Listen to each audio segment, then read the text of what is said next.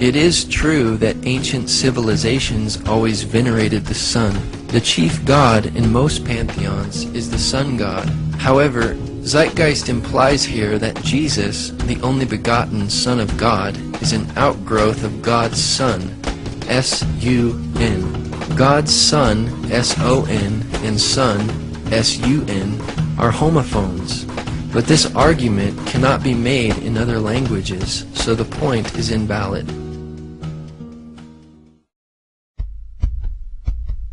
They bring up Horus. This is a far too simplistic representation of the myths surrounding Horus. In reality, there are many versions. There were originally several different gods known by the name Horus. It seems Zeitgeist is trying to make a parallel between Set or Seth and Satan. Besides both of these figures being evil and starting with the letter S in English, there is no parallel. The birth on December 25th can be immediately dismissed as irrelevant because nowhere in the Bible do we find any reference to the birth of Jesus being on December 25th. Nor do we find the birth of Horus on December 25th, but in the month of Koyak, or July 15th. Obviously, Jesus was not born in December, or any time in the winter for that matter, because we read in the Gospel of Luke, chapter 2, verses 7 and 8, that there were shepherds watching over their flocks at night. Jesus was most likely born in late spring or early autumn, as most scholars would agree. This date of December 25th was chosen about 300 years after the origins of Christianity in AD 354 by Roman Bishop Liberius of the Roman Catholic Church, based upon pagan thought and coinciding with the pagan sun god worship observance of the winter solstice and the Roman traditions of Saturnalia, rather than on biblical truth. This is why many Christians do not celebrate Christmas, because it is irrelevant to the Bible and rooted in pagan practice. Regarding Isis being known as Isis Mary, there is no scholarly information to substantiate this claim. There is also no evidence that Isis was a virgin in the myth. Translated from the Hymn of Osiris, the myth distinctly says Isis drew from him his essence. Various Egyptian scholars state very clearly that Isis was not a virgin when she gave birth to Horus, as Mary was when she gave birth to Jesus. For example, Richard Wilkinson, author of Complete Gods and Goddesses of Ancient Egypt, states, "Through her magic, Isis became pregnant by him, eventually giving birth to their child, Horus." As for the star in the east claim, there is no such myth in the story of Horus.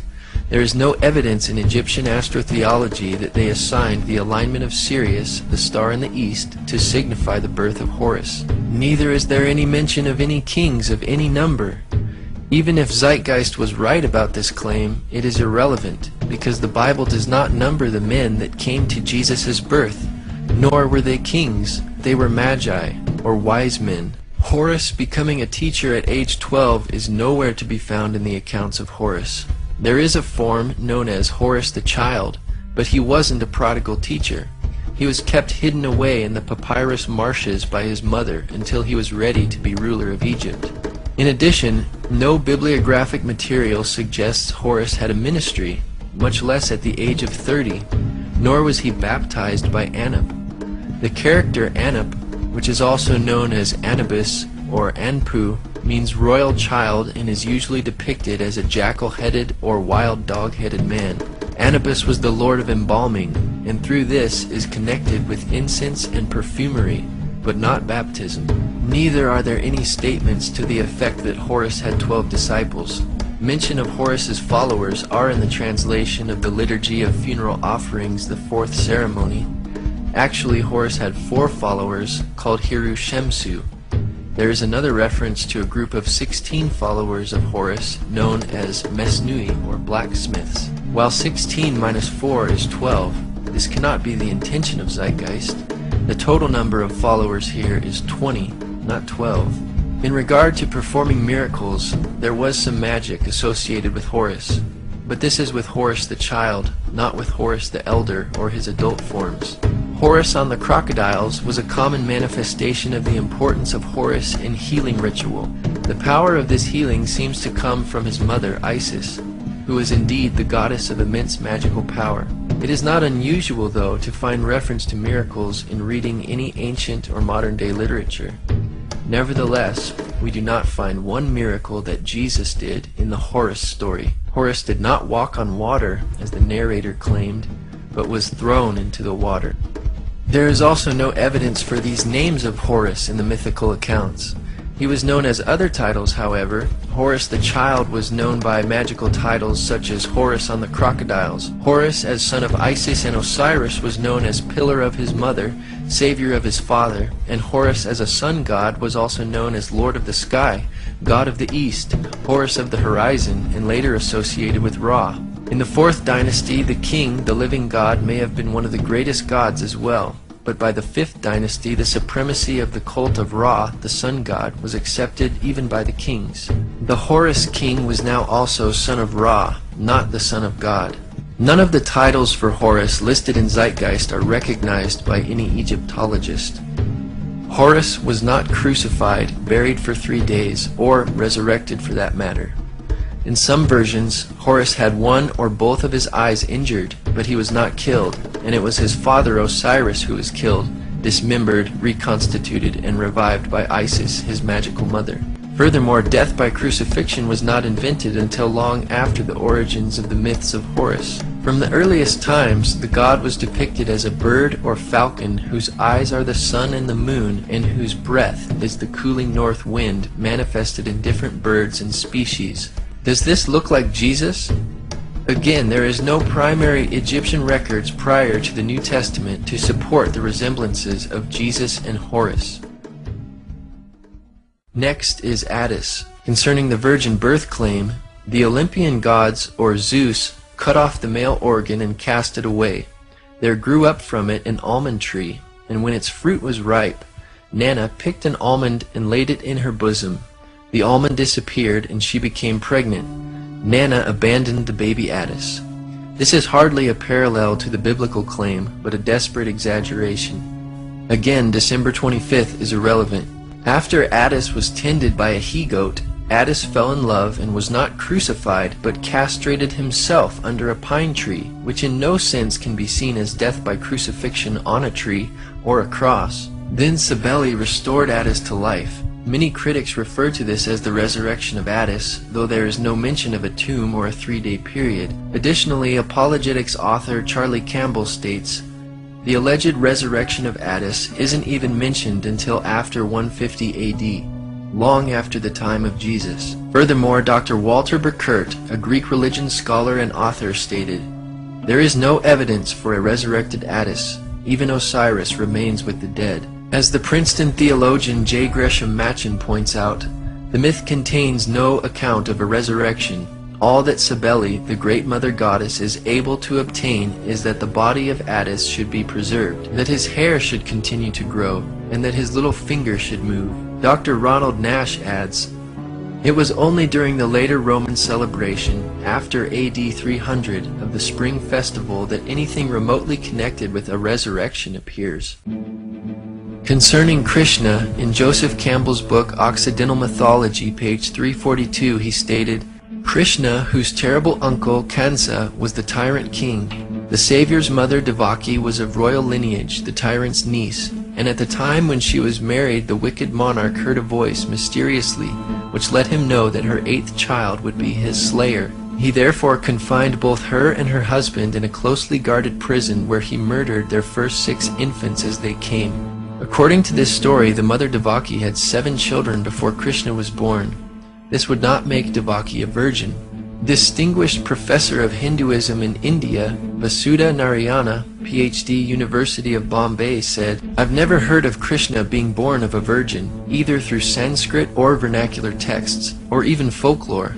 And born on December 25th, wow. The text says explicitly he was born on the 8th day of the waning moon in the month that now comes between approximately August 15th and September 14th. I can't imagine why people would sit back and cook up all these conspiracies. The only mention of stars in Krishna's birth within Hindu literature is in the Bhagavata Purana, chapter 10, 3:1-5. Then there was the supreme hour, all auspicious and most suitable, with the constellation of Rahini rising, and all the stars and planets in a favorable position, Everywhere was peace. The multitude of stars twinkled in the sky, and cities, towns, pasturing grounds, and mines were at their best. The minds of the saintly, oppressed as they had been by the Asura, Kamsa and his men, turned perfectly contented when in that situation the kettle drums together resounded with the unborn one to be born. Twinkling stars in the sky are far from the biblical account of a star in the east signaling Jesus' birth. In the film Zeitgeist, author Edward Carpenter is cited for providing this information on Krishna's supposed miracles and resurrection. Carpenter, in his book Pagan and Christian Creeds, stated, "To go into the parallelism of the careers of Krishna, the Indian sun god, and Jesus would take too long, because indeed the correspondence is so extraordinarily elaborate." He then cites Robertson's Christianity and Mythology as a reference. Then Robertson transcribes the outline of the well-known Krishna saga as follows. The son of Devaki, the two brothers grew up in the midst of the shepherds, slaying monsters. Arrived at adolescence, the two brothers put to death Kamsa, and Krishna became king. He continued to clear the land of monsters. After having been present at the death of his brother, he himself perished, wounded in the heel by the arrow of a hunter. Thus we read in the well-known Krishna saga that there is no virgin birth, no star, and no miracles. The comparisons are not so extraordinarily elaborate after all. Robertson also stated, "The case in favor of the assumption of Christian priority has been in a general way strengthened by the precise investigation of Hindu literature, which has gone to show that much of it, as it stands, is of far later redaction than had once been supposed." Thus, Zeitgeist cites Carpenter, and Carpenter cites Robertson, who admits that Hindu literature is of much later publication than previously assumed, and therefore any similarities between Christianity and Hinduism were borrowed by the Hindus and not vice versa. In the long Indian epic poem, the Mahabharata, Book 16, there is an account of the death of Krishna. It reads, "Having restrained all his senses, speech and mind, Krishna laid himself down in high yoga. A fierce hunter of the name of Jara then came there, desirous of a deer. The hunter, mistaking Krishna for a deer, pierced him at the heel with a shaft and quickly came to the spot for capturing his prey. Coming up, Jara beheld a man dressed in yellow robes, wrapped in yoga, and endued with many arms. Regarding himself an offender, and filled with fear, he touched the feet of Krishna. The high-souled one comforted him, and then ascended upwards, filling the entire welkin with splendor. Krishna died and ascended, but there is still no resurrection, as claims Zeitgeist. It's hard to imagine how this blue Indian man could be mistaken for Jesus, or a deer for that matter. The only similarity we have here is an ascension, which is not even mentioned in Zeitgeist. Even if you do want to take Zeitgeist's premise that the ascension account might have been borrowed, then who borrowed from who? The earliest testimony for the complete text of the Mahabharata dates to the 1st century AD by the Greek sophist Dion Chrysostom. The available accounts of Dionysus' birth indicate that Dionysus was not born of a virgin. In the best-known myth, Dionysus was born through an affair between Zeus and a princess. In another version, Zeus mated with his daughter Persephone, and she bore Dionysus. Dr. Edwin Yamauchi, professor of history at Miami University, confirms, there is no evidence of a virgin birth for Dionysus. As the story goes, Zeus, disguised as a human, fell in love with the princess Semele, the daughter of Cadmus, and she became pregnant. Also, not only is December 25th irrelevant to Jesus' birth, there is also no reference to Dionysus being born on December 25th in any scholarly literature. Even some of Zeitgeist's sources, Timothy Freke and Peter Gandy, note that Dionysus' birth was celebrated on January 6th by some in Alexandria, which makes it of no relevance for copycat claims. Indeed, Dionysus was a traveling teacher. At any rate, this is a vague similarity that could be found in most ancient and modern literature concerning any figure with a message to share with others. But there are differences as well. Dionysus wandered the world accompanied with wild women, flush with wine, shoulders draped with fawn skin, whereas Jesus traveled the limited area surrounding Jerusalem, providing moral teachings. Though there are accounts of Dionysus filling empty vessels with wine, there is no reference to Dionysus turning water into wine, as Zeitgeist claimed. and it is not surprising that Dionysus performed miracles involving wine, since he was the god of wine. One historical study explains, the ancient literature says that there was a spring with clear, sparkling, wine-colored water, very pleasant-tasting water in which the newly born Dionysus was bathed.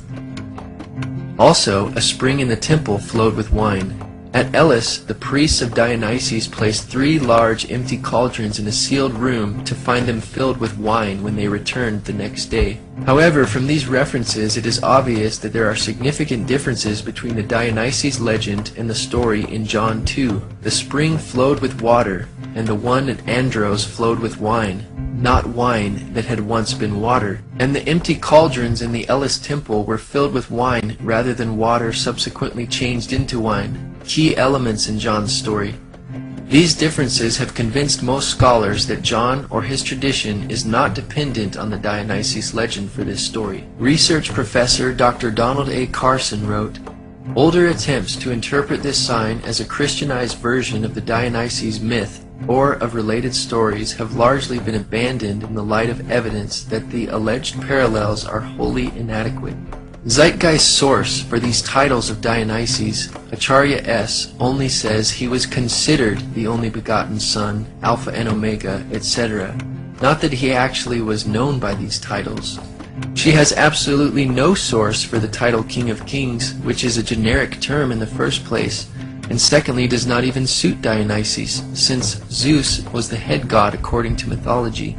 Nor does the title Only Begotten Son suit Dionysus, since Zeus had several offspring including Athena, Apollo, Artemis, Hermes, Persephone, Dionysus, Perseus, Heracles, Helen, Minos, and Muses. James Frazer, author of The Golden Bough, is cited in Zeitgeist for this claim of the resurrection. With such an array of options, it may be no surprise that at least one variation bears a superficial resemblance to what happened to Jesus. Still, this vague description does not match with the Jewish concept of resurrection. You're going to have to give me a date for the earliest inscription, because Dionysus, I don't know anybody who thinks Dionysus is pre-Christian, not the resurrection portion. Okay, well, all I can tell you is that the myth is that he is torn apart by the Titans, eaten, and he is raised from the dead. But what is the date? I don't know the date of the, as I said, of the original, as far as any writings we have.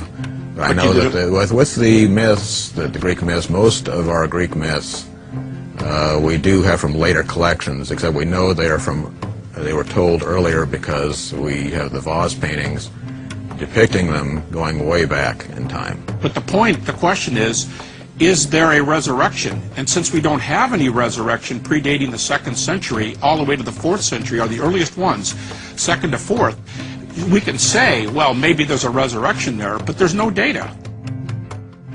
Even Tim Callahan, the skeptic you just saw defending Dionysus, admits there is no crucifixion.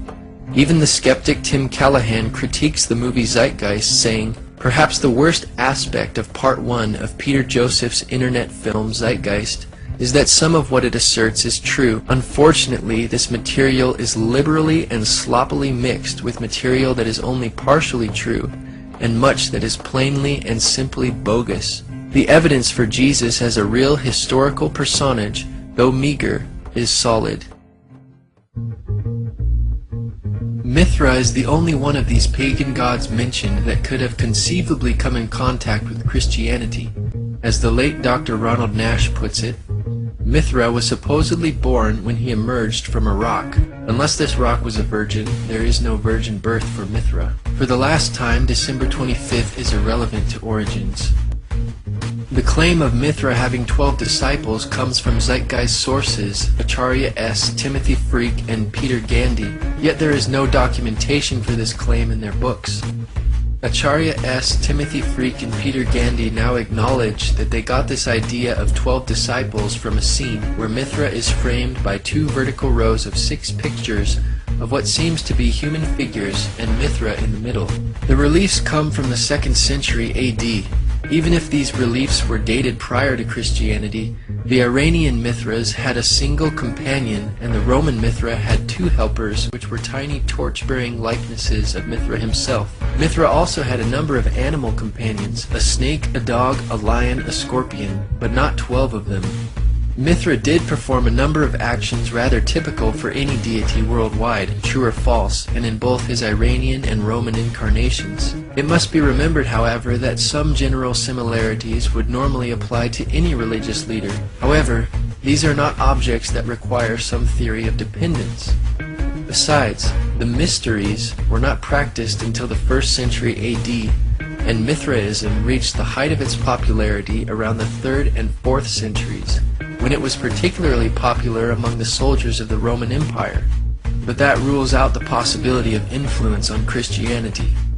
In his book, Image and Value in the Greco-Roman World, Richard Gordon writes that there is no death of Mithras, and thus there is no resurrection of Mithra, nor is there a 3-day burial.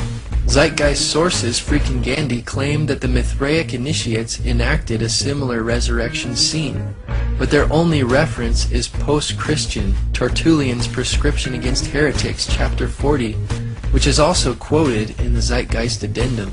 In context, this in no way proves Zeitgeist's point, because Tertullian was explaining how Mithraic practices, which were introduced into Roman culture after Christianity, copied Christianity. Mithraic practices were not even in existence in the 1st century when Christianity began, but they were beginning to emerge in Tertullian's time and apparently copying Christian and Jewish beliefs. The complete passage reads, "The devil, of course, to whom pertain these wiles which pervert the truth, and who by the mystic rites of his idols vies even with the essential portions of the sacraments of God, he too baptizes some.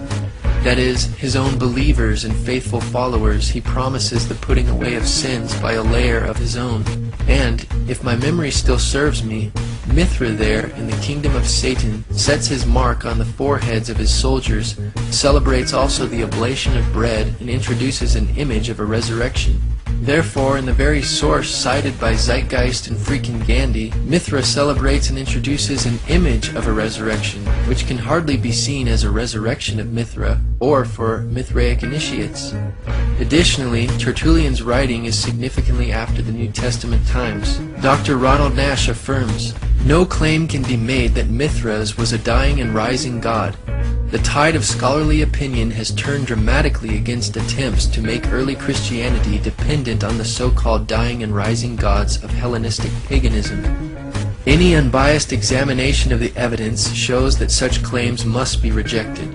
Sunday worship only appears in Roman Mithraism, and Acharya S. is apparently assuming that what held true for Roman Mithraism also held true for the Iranian Mithraism, but there is no evidence for this idea. It is therefore unlikely that borrowing occurred, but if there was borrowing, it was the other way around. Though the Bible teaches that Jesus rose from the dead on Sunday, and early Christians considered this the Lord's Day, they not only worshipped him on this day of the week, but every other day as well, as we read in Acts chapter 2, 46 and 47. And the Jews, such as Jesus, worshipped on the Sabbath, or Saturday.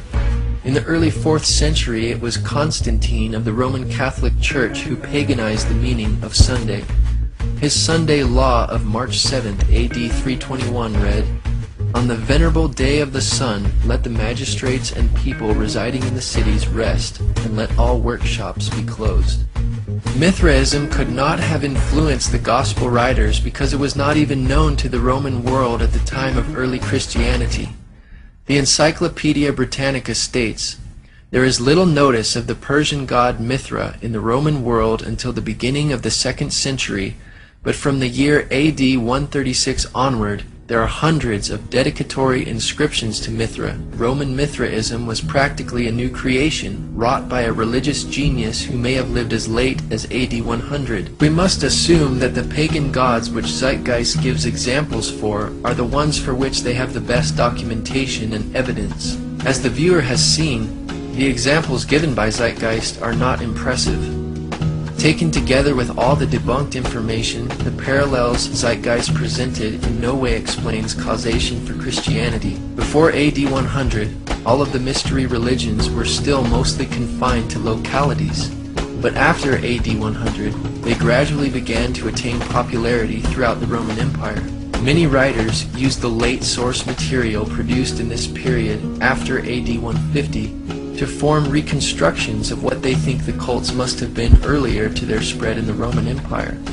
All of these sources and authors cited for these claims in the film Zeitgeist are not original primary sources, nor do they cite such primary or original material in their bibliographies. Even the majority of atheists and non-Christian scholars have rejected the idea that Christianity has been borrowed from ancient myths, including the well-respected Sir Edward Evans Pritchard, who wrote, "The evidence for this theory is negligible."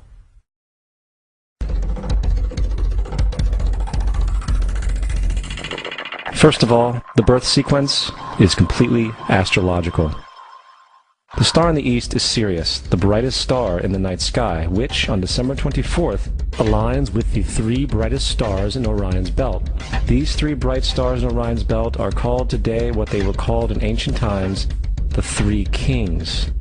And the Three Kings and the brightest star, Sirius, all point to the place of the sunrise on December 25th. This is why the Three Kings follow the star in the east, in order to locate the sunrise, the birth of the sun. Once again, even if you were to label the three stars in Orion's belt the Three Kings, it would be irrelevant to the Bible, as is December 25th irrelevant. Though the Magi, not kings, presented three gifts, nowhere do the Bible writers make an issue of there being three of them in number. Apparently, it was insignificant to the Gospel writers, and so it is to us as well. This entire astrological premise is problematic. Not only does Sirius align with the three stars in Orion's belt 365 days a year, and not only in December, but they are more or less aligned to the sun for almost all of the winter months. There is nothing at all special about December 25th. In fact, it is by December 25th that Orion is almost totally below the horizon. It would be much more accurate of Zeitgeist if this event was said to happen a month or so earlier.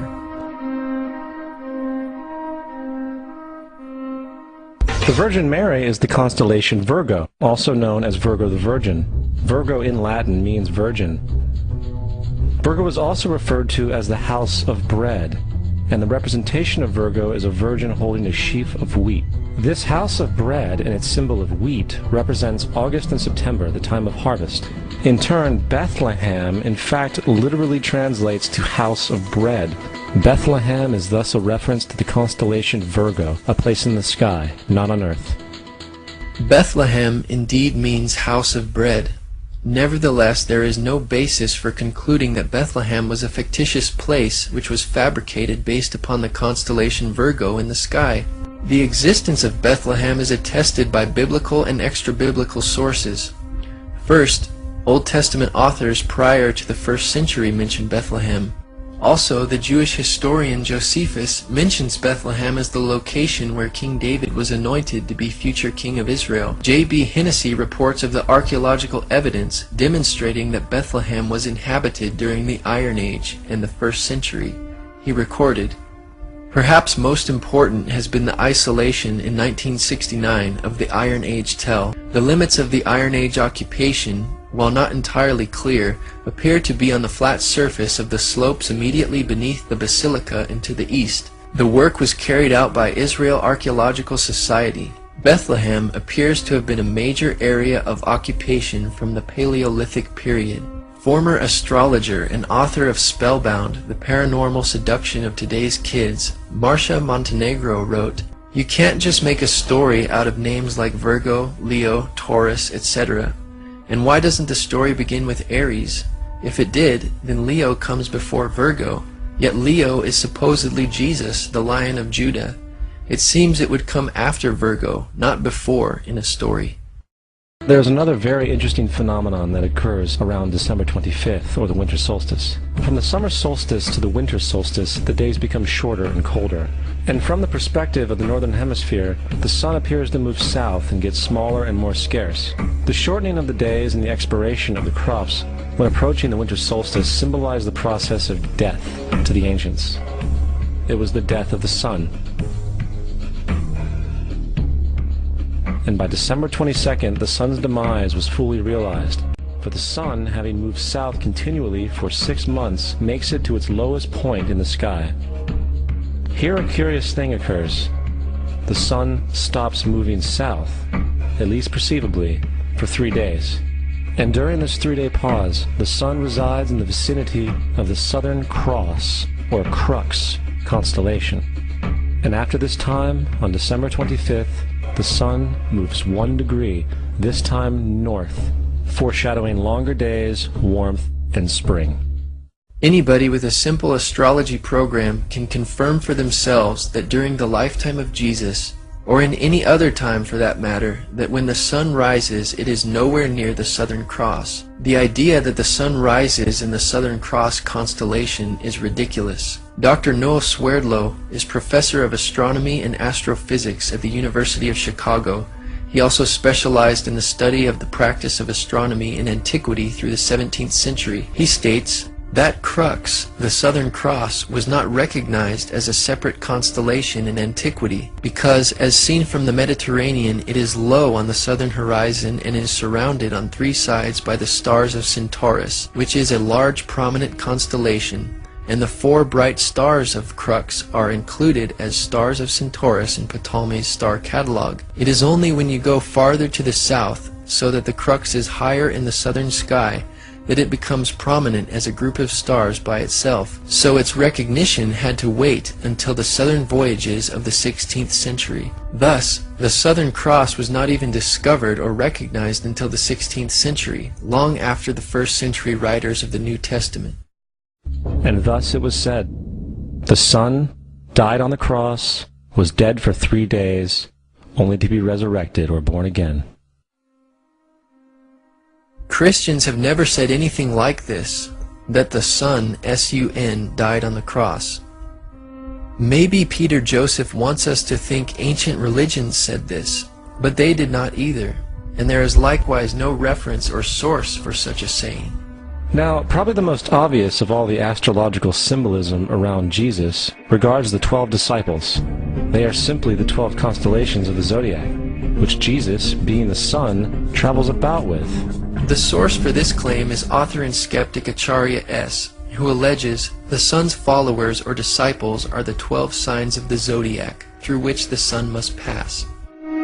But Jesus did not pass through his 12 disciples in any fashion similar to the zodiac. If the Bible was based off the zodiac, we would expect to see the similar movement of Jesus through the disciples. Furthermore, the 12 disciples were most certainly assigned by Jesus because of the 12 tribes of Israel, which Zeitgeist also alleges is symbolic of the zodiac. But the book of Genesis was written approximately in 1000 BC and contains the story of the 12 tribes of Israel, which would have occurred even earlier.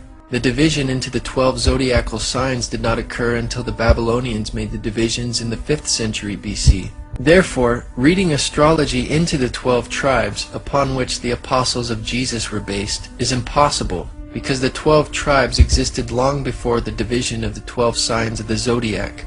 Astronomer J. Pasakoff confirms, the Babylonians divided the zodiac into 12 constellations in the 5th century BC. So the only evidence that remains for this claim is the number 12.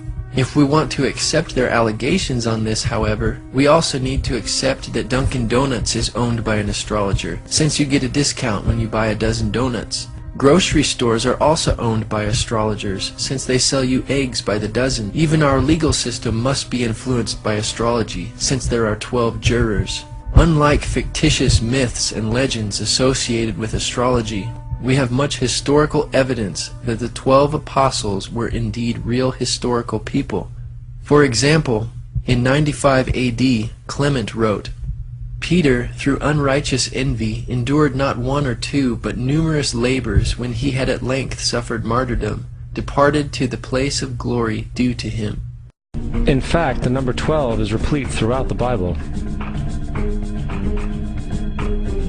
First of all, Zeitgeist stacks this list of 12s by repetitions to make it look more impressive than it actually is. The 12 tribes of Israel, 12 sons of Jacob, and 12 great patriarchs are all the same 12. There is no difference. There are 12 judges of Israel if one was to count, but the Bible never makes any issue or significance out of it. There are actually 17 Old Testament prophets, not 12. Zeitgeist missed this figure by 5. One can only wonder where they got the idea of there being 12 kings of Israel. If referring to the northern kingdom of Israel, there were 19 kings. And there were also 19 kings in the southern kingdom, plus 1 queen. This is not including the 3 kings of Israel before the kingdom was divided. If you add these numbers together, you do not get 12. If you subtract, multiply, or divide these numbers, you cannot get 12. And no mention or reference is made in the Bible to 12 princes. If the king's sons are in view here, then Zeitgeist is way off, for many of the 41 kings had numerous sons, like King Ahab, for example, had 70 sons. Coming back to the cross of the zodiac, the figurative life of the sun, this was not just an artistic expression or tool to track the sun's movement. It was also a pagan spiritual symbol, the shorthand of which looked like this. This is not a symbol of Christianity.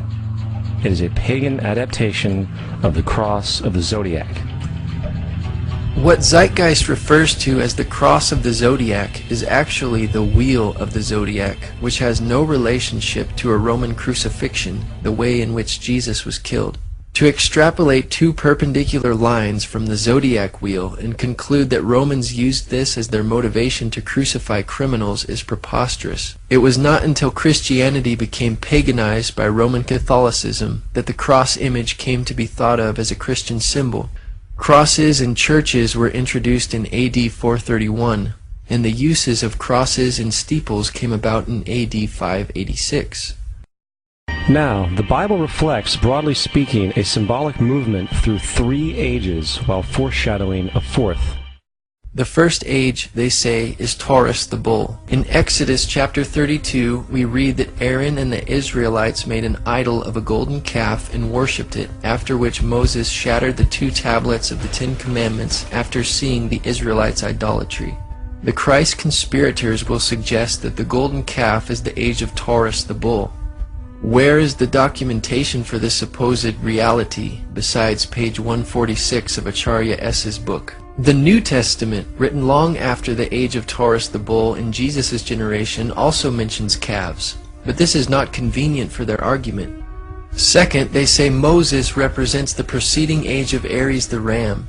They say that Moses represents the ram and that this is the reason Jews blow the ram's horn. However, Moses is never recorded blowing a ram's horn. Additionally, Moses cannot be identified as a ram by any interpretation within Scripture, and does not fit this picture. Even Zeitgeist's own source for this claim, Leopold Wagner, says no such thing. On the page cited of Wagner's book, we read, "The use of the ram's horn at this season is appropriate, since, according to tradition, it was on this first day of Tishri that a ram was offered up instead of Isaac on Mount Moriah." Thus, even Zeitgeist's source states the obvious reality as to why Jews blow the ram's horn today, and says nothing of the age of Aries. The most memorable text in the Bible mentioning a ram is that previously mentioned in Zeitgeist's own source, where God provided the sacrifice of a ram for Abraham instead of Isaac his son. However, this event was generations prior to Moses, and would not fit chronologically into Zeitgeist's twisted interpretation of the Bible. The third symbolic age allegedly is the age of Pisces, the 2 fish. They claim that because Jesus fed 5,000 people with bread and 2 fish, and because Jesus befriended 2 fishermen who followed him, that this must be symbolic of the age of Pisces. Actually, 4 of Jesus' disciples were fishermen, not just 2. Though 4 disciples were fishermen, what about other followers of Jesus? Matthew, for instance, was a tax collector. Simon was a zealot. Luke was a physician and historian. Paul was a Pharisee and a tent maker. What is their significance to astrology? They have none. And I think we have all seen the Jesus fish on the back of people's cars. Little do they know what it actually means. It is a pagan astrological symbolism for the sun's kingdom during the age of Pisces.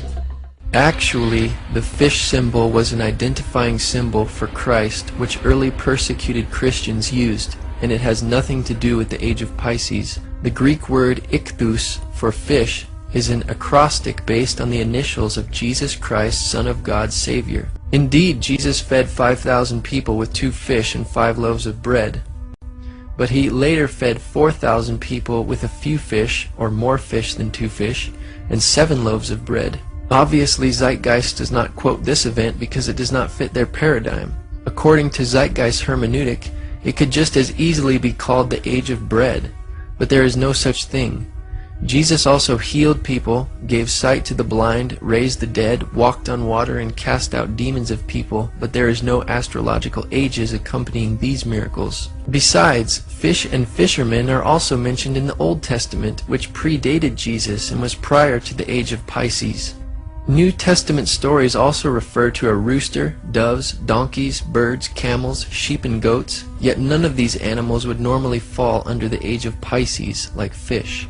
In Luke chapter 22 verse 10, Jesus tells his disciples to enter into the city where they will meet a man bearing a pitcher of water. Acharya S. and Zeitgeist claim this is a symbolic foreshadowing of the age of Aquarius, or the water bearer.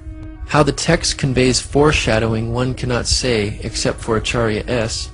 Acharya goes farther than Zeitgeist, claiming Jesus was baptized in Aquarius, the water bearer, hinting that Jesus will bring in the age of Aquarius. But the age of Aquarius begins around AD 2150, so how exactly was Jesus baptized in Aquarius? Acharya S. then claims that Jesus became the Good Shepherd and the Lamb in Aries the Ram. Aries, from about 2150 BC to AD 1, which has already been attributed to Moses, is now attributed to Jesus, but has nothing to do with Jesus, just as it had nothing to do with Moses. A lamb is not a ram, and has nothing to do with shepherding sheep. The only parallel here is that they are animals. This is a wild generalization. She goes on to state that Jesus told parables of the sowing and tilling in the fields in Taurus the bull. Acharya has now attributed all 4 of these ages to Jesus somehow. But which one is it? To these critics, any mention of bulls is automatically accredited to the age of Taurus, any mention of animals to the age of Aries, any reference to fish to the age of Pisces, and any reference of water to the age of Aquarius. You would think that there would be much less broad and cryptic references if this were the reality and the intention of the writers of the Bible. Jesus told parables and several agricultural metaphors, including fig trees, wheat and tares, sheep and goats, seeds, and many others. But there is no supposed symbolic age for these parables. Obviously, Bible stories will abound with fish, because fish were the most common source of protein near the Sea of Galilee. Now, we have all heard about the end times and the end of the world. The cartoonish depictions in the book of Revelation aside, the main source of this idea comes from Matthew 28:20, where Jesus says, "I will be with you even to the end of the world." However, in the King James Version, world is a mistranslation, among many mistranslations. The actual word being used is eon, which means age. I will be with you even to the end of the age, which is true, as Jesus' solar Piscean personification will end when the sun enters the age of Aquarius. The entire concept of end times and the end of the world is a misinterpreted astrological allegory. Let's tell that to the approximately 100 million people in America who believe the end of the world is coming. Peter Joseph alleges that the main source for the Christian idea of the end of the world comes from Matthew 28:20, but this passage has nothing to do with Christian views of the end of the world. Rather, a complete thematic treatment of the passages concerning the end of the world make up most Christian views, which, for the most part, agree that Jesus will return as a thief in the night in flaming fire, taking vengeance on those that don't know God, and the earth will be burned up. Indeed, the word world in the King James Bible is translated to aeon in the Greek, or age. This word means forever, an unbroken age, perpetuity of time or eternity. Jesus was not referring to any astrological age like Aquarius or Pisces. He was referring to the end of the world, or the end of the times as we know it. The Greek word aeon was used again by Jesus in reference to the end of the world when he said, "The harvest is the end of the world," or aeon, and the reapers are the angels. In Luke chapter 1 verse 70, Jesus refers to God's holy prophets which have been since the world, or aeon, began. God's prophets, such as Moses, did not live in the astrological age of Pisces as Jesus, yet Jesus includes them in this passage. It is obvious Jesus is not referring to an astrological age here. Paul stated in Romans 12:2, "Do not be conformed to this world, or aeon, but be transformed by the renewing of your mind." Again, he is referring to time since the world began until it ends. The Bible also says, "The world," or aeon, "passes away, and the lust thereof, but he that does the will of God abides forever." The amount of time it takes for the procession to go through all 12 signs is roughly 25,765 years. This is also called the Great Year, and ancient societies were very aware of this. The narrator, Peter Joseph, makes sure to say that ancient societies were very aware of this, because Zeitgeist's whole premise and theory is dependent upon the ancients acknowledging the astronomical concept to which they refer. However, modern astrological beliefs are not identical to the ancient astrological beliefs, and Zeitgeist's argument regarding the various astrological ages is irrelevant. Historian of science and winner of the Genius Award from the MacArthur Foundation, Dr. Noel Swerdlow's response to Acharya's claims in Zeitgeist are as follows. In antiquity, constellations were just groups of stars, and there were no borders separating the regions of one from the region of another. The modern ideas about the age of Pisces or the age of Aquarius are based upon the location of the vernal equinox in the regions of the stars of those constellations. But the regions, the borders between those constellations, are a completely modern convention of the International Astronomical Union for the purpose of mapping, and never had any astrological significance. I hope this is helpful, although in truth what this woman is claiming is so wacky that it is hardly worth answering. So when this woman says that the Christian fish was a symbol of the coming age of Pisces, she is saying something that no one would have thought of in antiquity, because in which constellation of the fixed stars the vernal equinox was located was of no significance, and is entirely an idea of modern, I believe, 20th century astrology. The borders of constellations between, say, Aries, Pisces, and Aquarius are modern conventions of the International Astronomical Union, and there is nothing ancient about them. The Bible is nothing more than an astrotheological literary hybrid, just like nearly all religious myths before it. Most people with a basic knowledge of the Bible would immediately see the fallacies and contradictions in these arguments. For example, the Bible and Jesus are clearly not hidden allegorical prescriptions for sun and star worship, because in Genesis chapter 1, God created the sun, moon, and stars. A further distinction is in Deuteronomy chapter 4, where God specifically forbids the Israelites to worship the sun and stars as the Egyptians did. Through the prophet Isaiah, God mockingly asked if the stargazers could actually protect those who follow them from the real power and maker of the universe. In the book of the prophet Ezekiel, God showed to Ezekiel in a vision 25 men of Judah in the inner court of the temple worshiping the sun rather than God. God considered this an abomination. Additionally, in 2 Kings chapter 23 verse 5, the priests who burned incense to the sun, to the moon, and to the planets were called idolatrous priests. Not one of these scriptures are referenced in Zeitgeist, because it would destroy their argument, distinguishing clearly between the celestial bodies and the creator of them. The origin of Christianity arose out of Judaism, which denounced these practices all throughout the Old Testament. In the Old Testament, there is the story of Joseph. Joseph was a prototype for Jesus. Joseph was born of a miracle birth. Jesus was born of a miracle birth. Joseph was of 12 brothers. Jesus had 12 disciples. Joseph was sold for 20 pieces of silver. Jesus was sold for 30 pieces of silver. Brother Judah suggests the sale of Joseph. Disciple Judas suggests the sale of Jesus. Joseph began his work at the age of 30. Jesus began his work at the age of 30. The parallels go on and on. Here, Zeitgeist's case is very misleading. Though God opened Rachel's womb, it's difficult to consider the birth of Joseph a miracle birth like that of Jesus, who was divine and born of a virgin. Indeed, Jesus had 12 disciples, but Joseph only had 11 brothers. There is no parallel. Though Judas suggested the sale of Joseph, it was Midianite merchantmen that sold Joseph to the Ishmaelites as a slave. Jesus, on the other hand, was not sold, but betrayed by Judas, who was paid 30 pieces of silver by the Jews. Jesus did begin his ministry at age 30, but Joseph began his prophetic ministry receiving dreams from God at age 17. The age 30 for Joseph is mentioned in Genesis, but the Bible simply says, Joseph was 30 years old when he stood before Pharaoh, king of Egypt.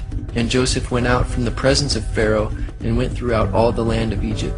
Aside from Zeitgeist parallels being inaccurate, the simple fact that there are parallels between Jesus and other people in the Bible like Joseph does not make either of them fictional. Inscribed about 3,500 years ago on the walls at the Temple of Luxor in Egypt are images of the Annunciation, the miracle conception, the birth, and the adoration of Horus. The images begin with Thoth announcing to the Virgin Isis that she will conceive Horus, then Nesch, the Holy Ghost, impregnating the Virgin, and then the virgin birth and the adoration. This is exactly the story of Jesus' miracle conception. This is taken directly out of the pages of The Christ Conspiracy by Acharya S. However, Richard C. Carrier responded, "Since I am an atheist, and since I have formal experience in ancient history, the following should hold some authority with skeptics. The Luxor inscription does not depict impregnation by a spirit, but involves very real sex, and the woman involved is the mythical queen of Egypt in an archetypal sense, not Isis per se. Several things are very clear from the written narrative.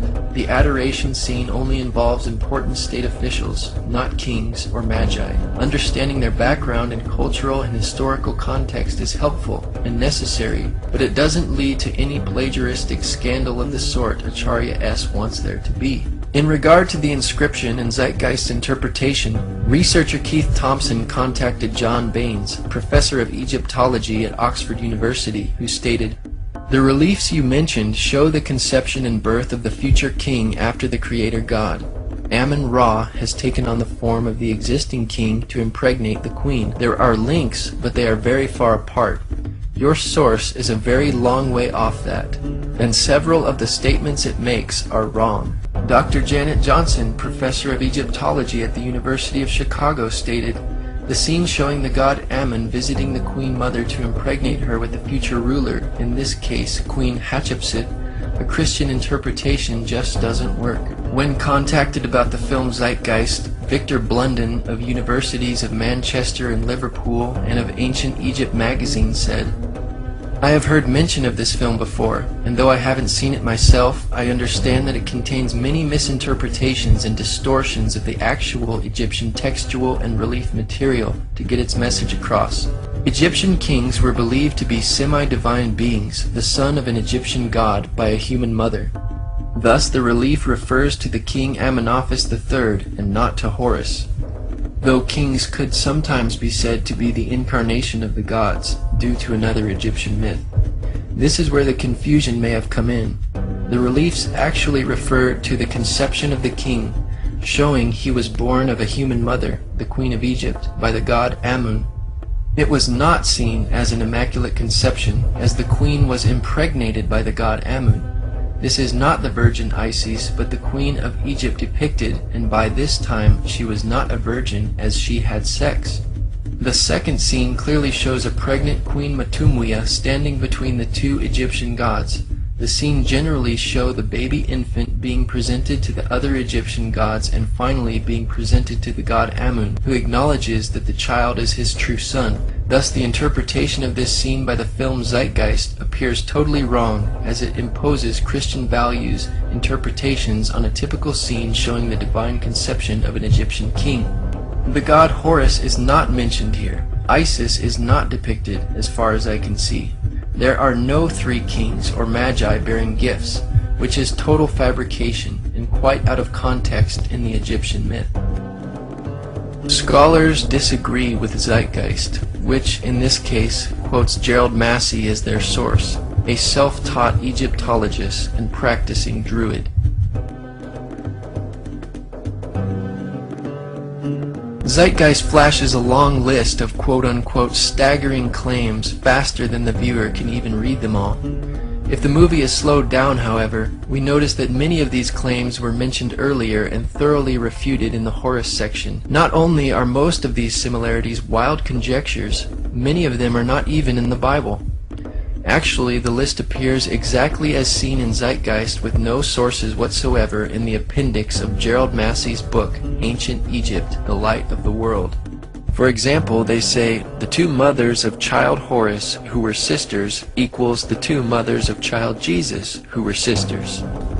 Nowhere does the Bible even allege that Jesus had two mothers.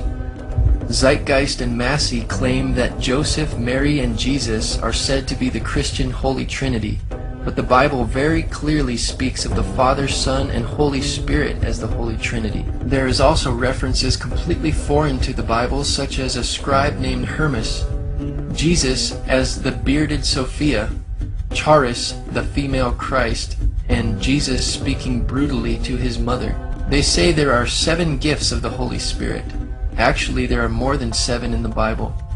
Then they mention the 7 doves of the Holy Spirit, which is also completely alien to the Bible. Not only are these Egyptian Christian parallels far-fetched, but many of them are not even found in the Bible. The concept of the Great Flood is ubiquitous throughout the ancient world, with over 200 cited claims in different periods and times. However, one need look no further for a pre-Christian source than the Epic of Gilgamesh, written in 2600 BC. This story talks of a great flood commanded by God, an ark with saved animals upon it, and even the release and return of a dove, all held in common with the biblical story, among many other similarities.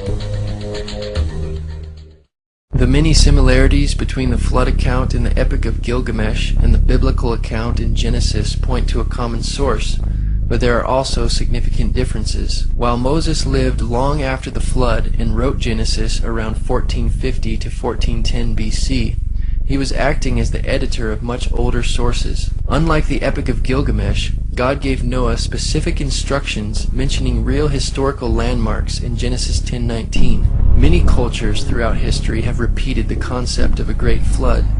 In the Genesis account, God gives Noah specific dimensions for the building of the ark, and this is the fashion which thou shalt make it of. The length of the ark shall be 300 cubits, the breadth of it 50 cubits, and the height of it 30 cubits. According to David Collins, a naval architect, not even a 210-knot wind, 3 times hurricane force, could overcome this structure which God commanded Noah to build. Contrast this to the boat in the Epic of Gilgamesh, which was a huge cube.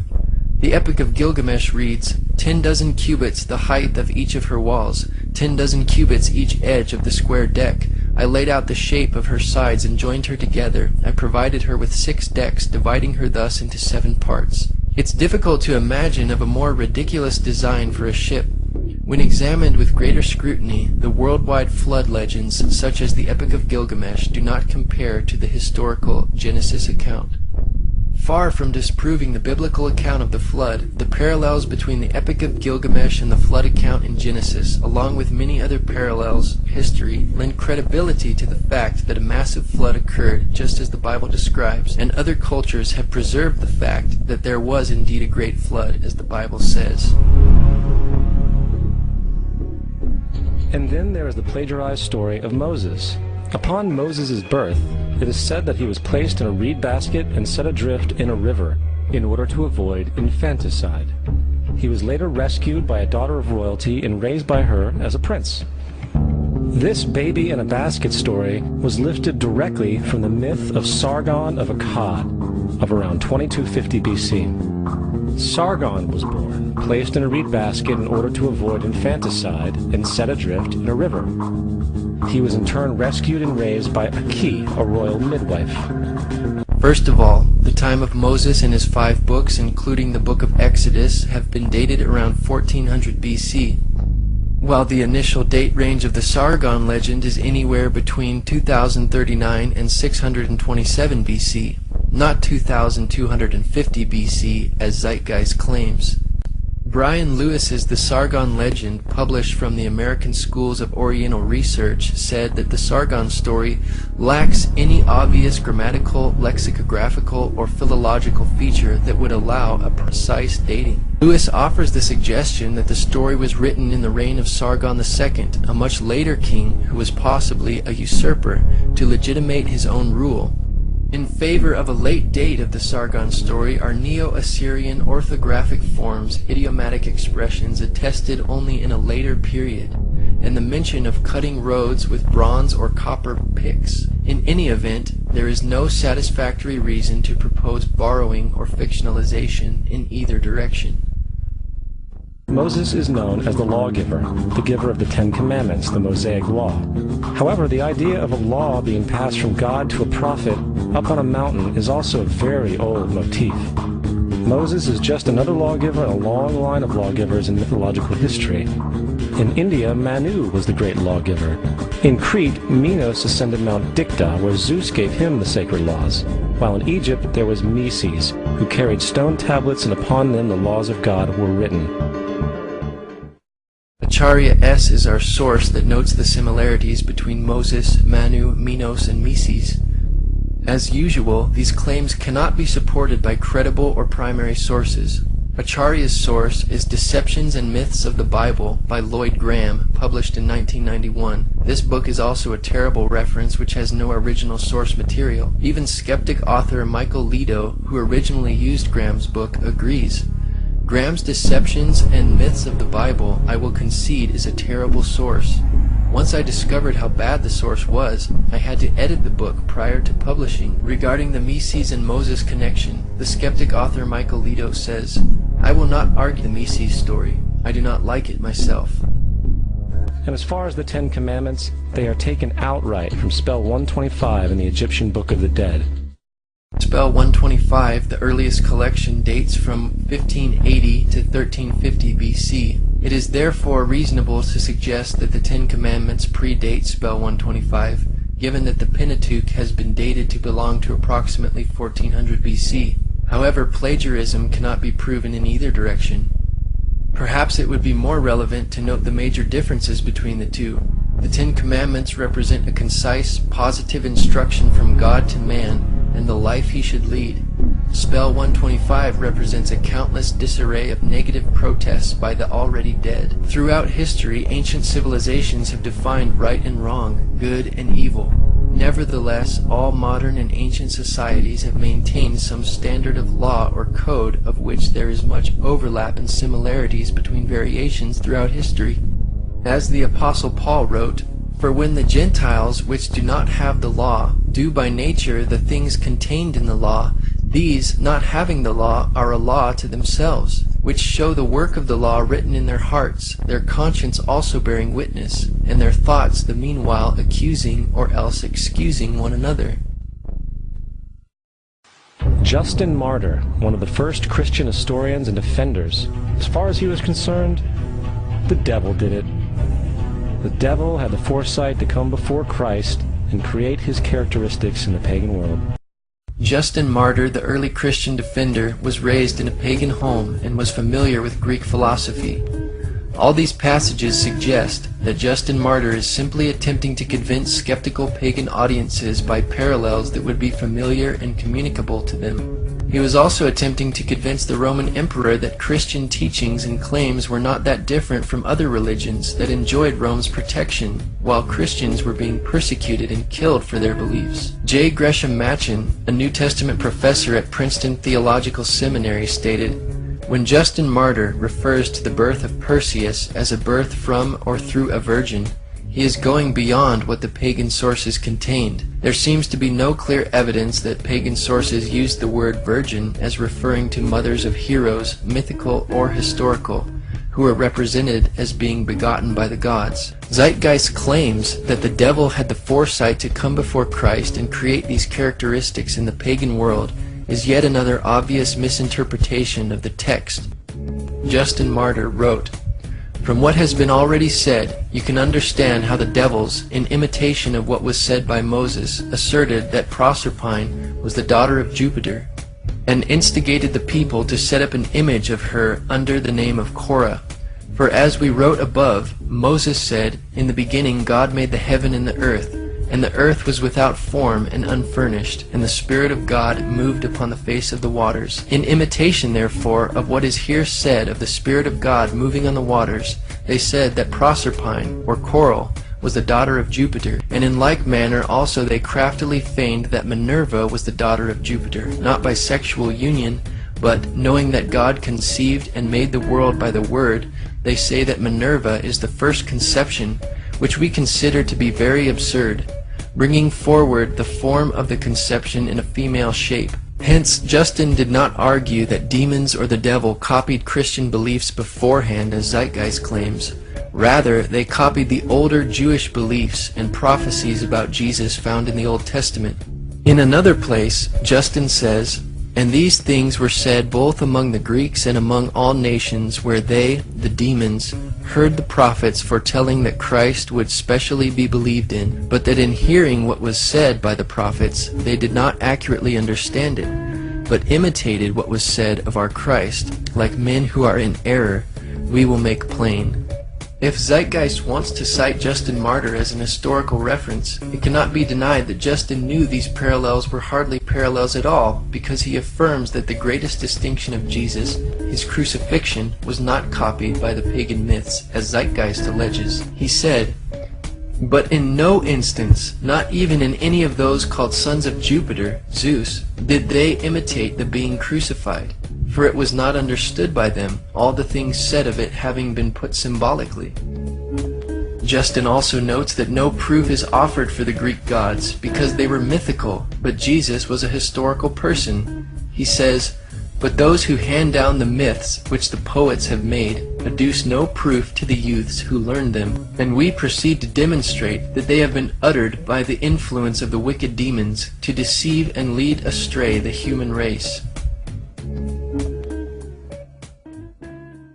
Furthermore, is there any non-biblical historical evidence of any person living with the name Jesus, the son of Mary, who traveled about with 12 followers, healing people and the like? There are numerous historians who lived in and around the Mediterranean, either during or soon after the assumed life of Jesus. How many of these historians document this figure? Not one. However, to be fair, that doesn't mean defenders of the historical Jesus haven't claimed the contrary. 4 historians are typically referenced to justify Jesus' existence. Pliny the Younger, Suetonius, and Tacitus are the first 3. Unlike these mythical deities, the documentation for a historical Jesus is actually more compelling than the documentation for other ancient figures like Confucius and Buddha. Peter Joseph makes several false statements here. First of all, none of these historians mentioned were defenders of the historical Jesus. They were secular or non-Christian sources. In consideration of the lack of attention paid by the ancient Greco-Roman world to the humble beginnings of Christianity and Jesus being a Jewish figure in a remote location on the eastern frontier of the Roman Empire, and was therefore of little interest to the Roman historians writing Roman literature, there is a considerable amount of historical evidence that confirms his existence. There are not just 4 historical references for Jesus' existence, as Zeitgeist boldly alleges, but in fact, 42 authors mention Jesus within 150 years of his life. On the contrary, only 10 authors mention Tiberius Caesar, the Roman emperor during Jesus' ministry within 150 years of his life. If liberal scholars applied the same arbitrary standard of rejection of historical evidence to other ancient historical personages besides Jesus, such as Julius Caesar or Alexander the Great, they would be forced to reject all history as myth. It is for this reason the brilliant historian F.F. Bruce wrote, "The historicity of Christ is as axiomatic for an unbiased historian as the historicity of Julius Caesar." Tacitus was governor of Asia in AD 112 and was known as the greatest historian of ancient Rome. In his Annals of Imperial Rome, Tacitus wrote about Emperor Nero's persecution of the Christians. He says, "To suppress therefore the common rumor, Nero procured others to be accused, and inflicted exquisite punishments upon those people who were in abhorrence for their crimes, and were commonly known as Christians. They had their denomination from Christus, Christ, who in the reign of Tiberius was put to death as a criminal by the procurator Pontius Pilate. This pernicious superstition, though checked for a while, broke out again and spread not only over Judea, the source of this evil, but reached the city Rome also." Each one of their entries consists of only a few sentences at best, and only referred to Christus or the Christ, which in fact is not a name but a title. It means the Anointed One. Zeitgeist disregards Tacitus's reference to Jesus based on the title Christus. But how many Christs were there who were crucified under Pontius Pilate? This witness directly corresponds to the gospel record of Jesus. Christus was Greek for Christ. These historical accounts do not only refer to Christ, as Zeitgeist alleges, but give us much more information, which also concludes that the Christus in view must be Jesus. For example, such historical documents confirm that Jesus was executed as a criminal under the authority of Pontius Pilate, who ruled Judea and under the reign of Emperor Tiberius. History provides proof that the Christians who began in Judea spread through the Roman Empire and suffered great persecution for their faith, and that these Christians derived their worship and religion from the person known as Christ, or the Messiah. All of these details parallel the gospel accounts, validating that Jesus is in view here. Suetonius was the official historian during the reign of both Emperor Trajan and Adrian. Speaking of the Emperor Claudius, who ruled from AD 41 to 54, he wrote, "He banished the Jews from Rome, who were continually making disturbances, Chrestus being their leader." The name Chrestus is another spelling for the name Christ, or Christus. This statement from Suetonius also confirms the passage in the Bible within the book of Acts chapter 18 about the exiling of the Jews from Rome during the reign of Claudius. Suetonius also recounts that punishment by Nero was inflicted on the Christians, a class of men given to a new mischievous superstition. Suetonius confirms that Christians were suffering and dying for their conviction that Jesus had lived, died, and risen from the dead. A mischievous superstition, as he called it, not being a Christian. Pliny the Younger was governor of the Roman provinces of Pontus and Bithynia in AD 101 to 110. In a letter to the emperor, Pliny the Younger requested specific instructions about the interrogations of Christians whom he was persecuting. He said he made them curse Christ, which a genuine Christian cannot be induced to do. He continued, "They affirmed, however, that the whole of their guilt or their error was that they were in the habit of meeting on a certain fixed day before it was light, when they sang in alternate verse a hymn to Christ as to a God, and bound themselves to a solemn oath, not to any wicked deeds, but never to commit any fraud, theft, adultery, never to falsify their word, not to deny a trust when they should be called upon to deliver it up." Are we to believe that within 2 generations, fake characters were now being treated as historical people? The fourth source is Josephus, and this source has been proven to be a forgery for hundreds of years. Sadly, it is still cited as truth. Josephus, the Jewish historian, is known for historical works such as Jewish Antiquities, finished in AD 93 or 94. One passage reads, "Now there was about this time Jesus, a wise man, if it be lawful to call him a man, for he was a doer of wonderful works, a teacher of such men as received the truth with pleasure. He drew over to him both many of the Jews and many of the Gentiles. He was the Christ.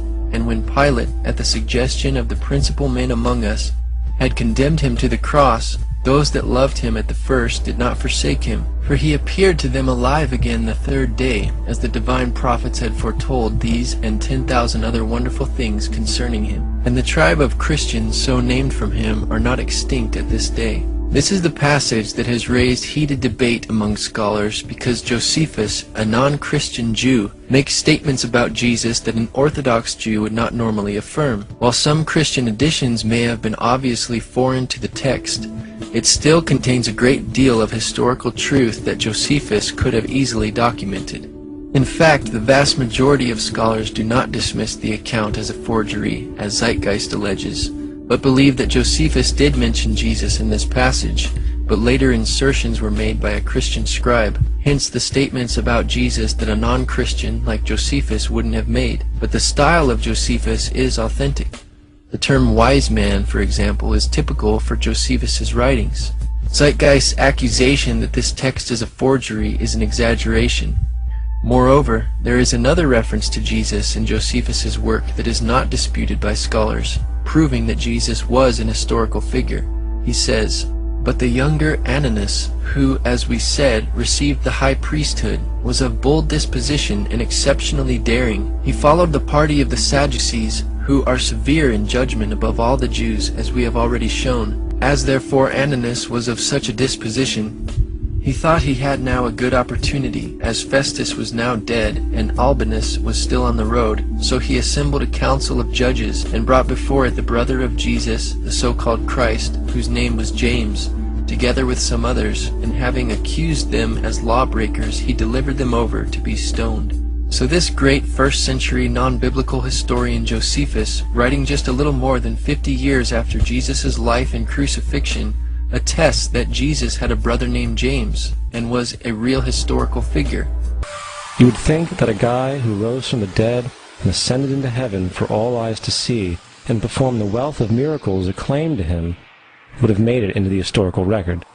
It didn't, because once the evidence is weighed, there are very high odds that the figure known as Jesus did not even exist. Again, there are not only 4 historical sources for Jesus' existence as Zeitgeist boldly claims, but 42 authors mention Jesus within 150 years of his life. We don't have time to quote them all. Expert on world religions, ancient Christianity, and church history, Robert E. Van Voorst says, "The theory of Jesus' non-existence remains effectively dead as a scholarly question." Again, Zeitgeist misinterprets the Bible, saying Jesus ascended into heaven for all eyes to see. The book of Acts chapter 1 describes Jesus' ascension in front of a very small group of people. To disregard or disbelieve his miracles and resurrection is one thing, but to claim that he never existed in the face of all the evidence is a premise rejected by even non-Christian historians and scholars. Richard Burridge and Graham Gould state that the questioning of Jesus' existence is not accepted by mainstream critical scholarship. Robert Van Voorst has stated, "The non-historicity thesis has always been controversial, and it has consistently failed to convince scholars of many disciplines and religious creeds. Biblical scholars and classical historians now regard it as effectively refuted." It was the political establishment that sought to historize the Jesus figure for social control. By 325 AD in Rome, Emperor Constantine convened the Council of Nicaea. It was during this meeting that the politically motivated Christian doctrines were established, and thus began a long history of Christian bloodshed and spiritual fraud. And for the next 1600 years, the Vatican maintained a political stranglehold on all of Europe, leading to such joyous periods as the Dark Ages, along with enlightening events such as the Crusades and the Inquisition. Regarding Constantine, Dr. Ben Witherington III writes, "What then did Emperor Constantine have to do with all of this process? Constantine ruled as Roman Emperor from about AD 313 to 337. The truth of the matter is that he didn't take full control of the empire before 324, or very shortly before the Council of Nicaea. This fact alone should make evident that most theological issues, including those about Christ's nature, had taken a rather definite shape and trajectory before Constantine had anything to do with them. At the Council of Nicaea, Constantine seems to have favored Christ's true divinity, but he was no theologian, and it certainly wasn't he who wrote the Creed of Nicaea, nor can it be said that he determined the canon. Constantine mainly pronounced the benediction on the deliberations that had already been formulated. Zeitgeist is correct about the Roman Catholic Church's long history of bloodshed throughout the Dark Ages, the Crusades, and the Inquisition. However, these facts do not negate the credibility of Christianity, but rather demonstrate the sinfulness of man. Regardless of how later professing Christians behaved, Jesus taught his followers to love all people, including their enemies, and to remain peaceful with all people at all costs. Violence, bloodshed, and spiritual fraud in the name of Jesus does not come from the Bible, nor does the New Testament condone such events. But it came from the Roman Catholic Church. It was also the Roman Catholic Church that embraced pagan sun god worship.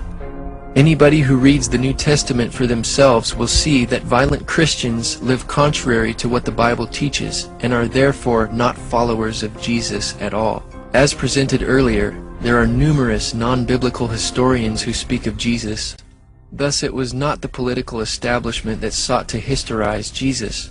This is not to say that the Bible has not been perverted and taken out of context by the political elite for social control throughout history and even today. In the secret FEMA plan to use pastors as pacifiers in preparation for martial law, this debriefing tells pastors to help implement FEMA and Homeland Security directives.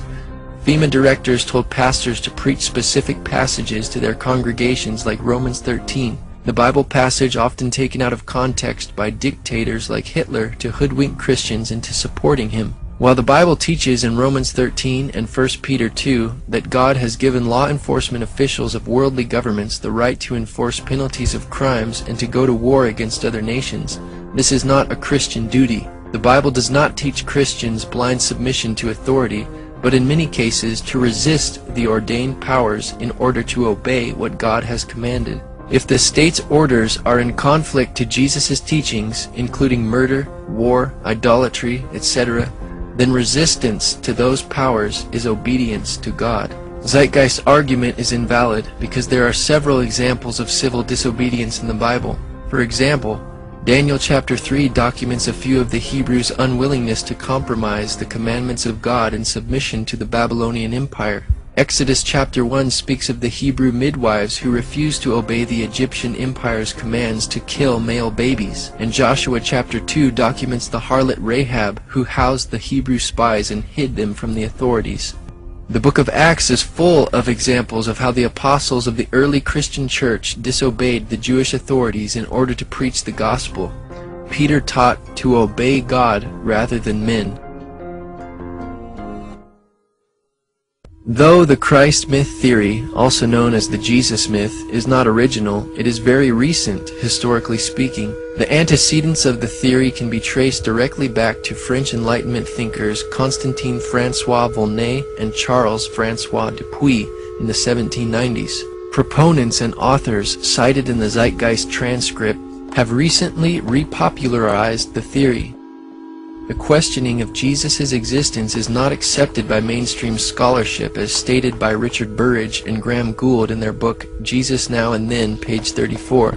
Michael Grant states on page 199 of his book Jesus, an Historian's Review of the Gospels that the Jesus myth thesis fails to satisfy modern critical methodology and is rejected by all but a few scholars. Graham N. Stanton writes, "Today nearly all historians, whether Christians or not, accept that Jesus existed and that the Gospels contain plenty of valuable evidence which has to be weighed and assessed critically. There is general agreement that with the possible exception of Paul, we know far more about Jesus of Nazareth than about any 1st or 2nd century Jewish or pagan religious teacher." James Charlesworth sums it up. "No reputable scholar today questions that a Jew named Jesus, son of Joseph, lived. Most readily admit that we know a considerable amount about his actions and basic teachings." Jonathan Z. Smith, who contributed to the entry Dying and Rising Gods for the Encyclopedia of Religion, said, "The category of dying and rising gods, once a major topic of scholarly investigation, must now be understood to have been largely a misnomer based on imaginative reconstructions and exceedingly late or highly ambiguous texts. The category of dying and rising deities is exceedingly dubious. It has been based largely on Christian interest and tenuous evidence. As such, the category is of more interest to the history of scholarship than to the history of religions." Even liberal scholar Thomas Bosslooper acknowledges, "Contemporary writers invariably use only secondary sources to verify such claims. The scholars whose judgment they accept rarely produced or quoted the primary sources." Yet Zeitgeist and its sources continue to propagate this theory in spite of all the evidence. In part 1 of the film Zeitgeist, nearly 200 sources are cited in the transcript. Yet many of these sources are used more than once, and none of them predate Christianity. For example, D.M. Murdoch, who also goes by the pen name Acharya S., is cited 29 times, and Gerald Massey is cited 30 times. The Bible is cited 22 times, almost always with erroneous conclusions. In fact, when the transcript for this film is examined in further detail, we see that less than 25% of these sources are original. Like the French Enlightenment thinkers, Sir James Frazer, cited 4 times in Zeitgeist, wrote The Golden Bough in 1890 when these mystery religions were still mysteries. It is from his work and others that Gerald Massey and Acharya S. get much of their information. However, Frazer's pioneering work has come under criticism by more recent scholars. When the newly accumulated archaeological and textual evidence is consulted, his ideas are no longer valid. Professor of History at Miami University, Dr. Edwin Yamauchi stated, "On the popular level, Sir James Frazer gathered a mass of parallels in his multi-volume work called The Golden Bough, which was published in 1906. He discussed Osiris of Egypt, Adonis of Syria, Attis of Asia Minor, and Tammuz of Mesopotamia, and concluded that there was a common rising and dying fertility god. Unfortunately, much of his work was based on a misreading of evidence." In 1970, John Allegro, another of Zeitgeist sources, wrote a book entitled The Sacred Mushroom and the Cross. He proposes that the earliest Christians were actually a secret cult group that used hallucinogenic mushrooms and utilized the name Jesus as a code word to avoid letting outsiders know about their secret activities. Allegro was criticized immediately by almost every major historical scholar. The Times newspaper of London printed a letter signed by 15 scholars in the Semitic languages who dismissed his conclusions, stating that it was not based on any philological or other evidence that they can regard as scholarly. And what about this amulet of Dionysus as a crucified figure pictured and dated 500 BC in Zeitgeist? Timothy Freak and Peter Gandy, cited 7 times in the film, feature a picture of the amulet on the cover of their book, The Jesus Mysteries. The Zeitgeist claim that this amulet dates back to 500 BC is a lie. Actually, the amulet dates centuries after the 1st century AD, after the establishment of Christianity. One researcher, James Hannum, documented, "Although it features on the cover of the Jesus Mysteries, Timothy Freak and Peter Gandy are actually quite circumspect about the amulet in the text. I emailed them to ask in which book they had found it. Peter Gandy kindly replied that it was in the 2nd edition of Guthrie's Orpheus and the Greek Religion, as well as R. Eisler's Orpheus the Fisher, first published in 1920. Oddly enough, it isn't in the appendix of either of these books. On my next visit to London, I looked both these books up at the Warburg Institute and found the note in Guthrie's work that the amulet was believed to be a fake. In subsequent email correspondence through an intermediary, Peter Gandy eventually came clean. I will quote in full, "I have to admit that James Hannum is correct. Kern's comment is indeed in Guthrie's book. In sum, not only is the amulet shown in the film Zeitgeist and on the cover of the Jesus Mysteries a fake, but at least one author of the book knew it was a fake and kept quiet about it until now. This displays the dishonesty of Zeitgeist's Freak and Gandy, discrediting their researching abilities." First, let me say something about Freak and Gandy's book. I do not recommend that book. I would prefer that no one ever read it. It's only marginally better than Kersey Graves' work. Their research is on key parts, it's shoddy, and their source citations minimal, problematic. There's no way to know when they've gotten something right or wrong without redoing all their research, which makes their book useless. And that's the same complaint I had against Graves' book. To figure out what's in there that's even correct, you have to completely redo the whole work, and why even read the book if you're just going to do all the work yourself anyway? Edward Carpenter is cited 8 times, but is hardly a qualified expert in our current inquiry, but was a socialist poet, philosopher, and early gay activist in the late 1800s. Thomas Doane is cited 19 times in Zeitgeist for his work Bible Myths and Parallels in Other Religions. One researcher responds, "In chapter 28, page 282 of Doane's book, he asserts the things you mention about the parallels between Jesus and Krishna, or Krishna, as he spells it.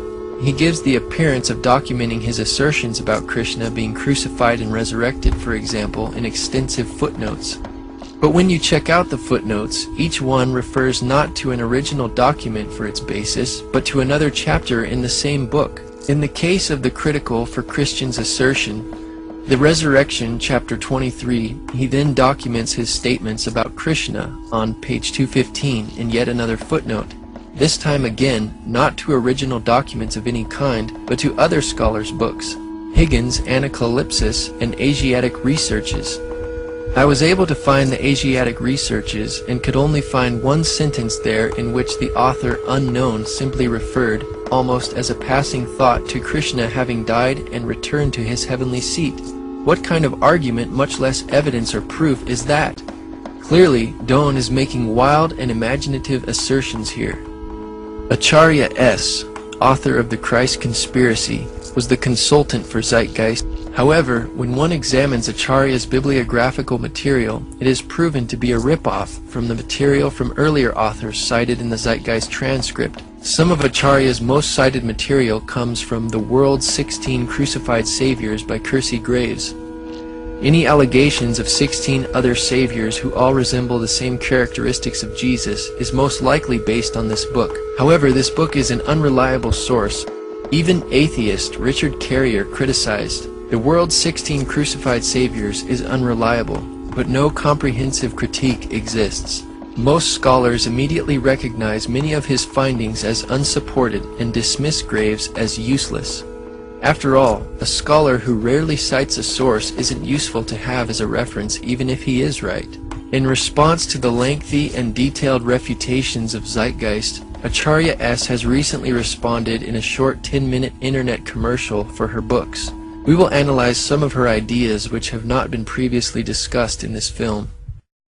Why is the information in Zeitgeist Part 1 not widely known?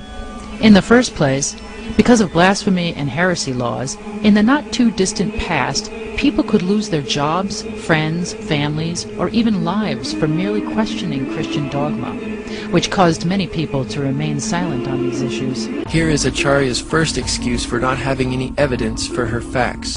Yet Acharya does not even present any evidence for her excuse of not having any evidence. The blasphemy and heresy laws to which she refers were imposed by the paganized Roman Catholic Church upon Christians who would not follow the Catholics' perverted religious practices, and the only information that was suppressed by those Catholics was the Bible, because it condemned their actions. Also, much of this information can't be found in English, but it appears in other languages, like Greek, Latin, German, French, Sanskrit, Hebrew, and Egyptian. Unless someone can work in other languages, he or she may never encounter these facts. Now Acharya says the reason you can't validate the things she says is because she got them from other languages. And since we can't understand those languages, she is going to avoid referencing them altogether. Many of these parallels between Christ and other gods and goddesses of the ancient world cannot be found in encyclopedia entries, and these seem to be where most of the debunkers are getting their information from. Now she claims the facts cannot be found in encyclopedias and dictionary entries, yet she cites them. Notice the contradiction here. Acharya is citing the very sources which she claims cannot be used to validate her claims. By her own admission, she is not an expert. And reading encyclopedia entries does not make an expert out of anyone. Within 49 pages, she cites Wallace Budge 47 times, who is also cited 5 times in the Zeitgeist transcript. But the unreliability of Budge's work is even recognized by Acharya in the footnote of her companion's guide. She says, "I am aware of the debate concerning Dr. Budge's work, a controversy that some have suggested represents a form of rivalry not uncommon in the academic world or in the world at large. I personally have found nothing egregious about his discussion of the Egyptian religion in English, although I cannot vouch for everything in his hieroglyphic dictionaries, for instance, which are considered outdated in their system of transliterations, but which nevertheless appear to be sound overall." Scholars in past eras were less specialized, and they did in fact make these connections within comparative religion, as my research demonstrates. In reality, Acharya's research does not demonstrate or validate these connections. Even critical, non-Christian scholars have rejected Acharya S.'s research, among whom is Dr. Bob Price, who said, She is quick to state as bald fact what turns out to be, once one chases down her sources, either wild speculation or complex inference from a chain of complicated data open to many interpretations. One of the most intriguing claims made repeatedly in these books is that among the mythical predecessors of Jesus as a crucified god were the Buddha, the blue-skinned Krishna, and Dionysus. Is there any basis to these claims, which Murdoch just drops like a ton of bricks? Again, she does not explain where they come from, much less why no available book on Buddha, Krishna, or Dionysus contains a crucifixion account. When Murdoch speaks of the Christ conspiracy, she means it. She really believes the people got together and cooked up early Christianity like a network sitcom. Some of these parallels between Jesus and the other gods represent mysteries, such that these mysteries were not readily recorded. If these mysteries were not written down, then there is no evidence. But somehow Acharya has made a case, despite the lack of evidence. I incorporate many pre-Christian primary sources, as well as the works of scholars highly credentialed in the appropriate fields. Actually, none of these sources predate Christianity. Either primary sources or the works of highly credentialed scholars. For example, the parallels between Christ and the god Attis, who was brought up in Zeitgeist, are discussed by Dr. Andrew T. Fear, a professor of classics and ancient history at the University of Manchester in England. Even Dr. A.T. Fear, Acharya's source, says that the resurrection of Attis did not appear until the beginning of the 4th century, inspired by Christianity, not vice versa. Attis, too, with his strong emphasis on resurrection, seems to be a latecomer to the cult. The stress on the Holaria as celebrating the resurrection of Attis also appears to increase at the beginning of the 4th century AD. It is important to remember that here we are discussing a period of centuries, not merely years. They do seem to have been provoked by a need to respond to the challenge of Christianity. Obviously, this is one of Acharya's strongest claims in support of her facts, since it made the cut into her 10-minute commercial, but her own source, Dr. Fear, embarrassingly admits that these similarities between Attis and Jesus were borrowed from Christianity and not the other way around, as she alleges. The idea of the Indian god Krishna's mother being a virgin is not widely known and is therefore said to be wrong. As demonstrated earlier, the Indian literature says just the opposite, that Devaki had 7 children before Krishna was born. The Bhagavad Gita is then shown on the screen, which is misleading because there is no record in the Bhagavad Gita or Mahabharata of a virgin birth for Devaki. We should keep in mind that shouts for primary sources serve to remind us that Christians went on a rampage to censor and obliterate everything outside of their faith. In fact, these censors destroyed a huge amount of the type of evidence that we're discussing here. Again, she makes excuses for not having any evidence or proof for her thesis, and warns us against those who would ask for such evidence. Without any evidence, the Jesus myth and astrotheology concepts are negligible. While it is true that the wise men, magi, or kings are not numbered in the New Testament, their gifts are numbered as 3 at Matthew 2:11, gold, frankincense, and myrrh.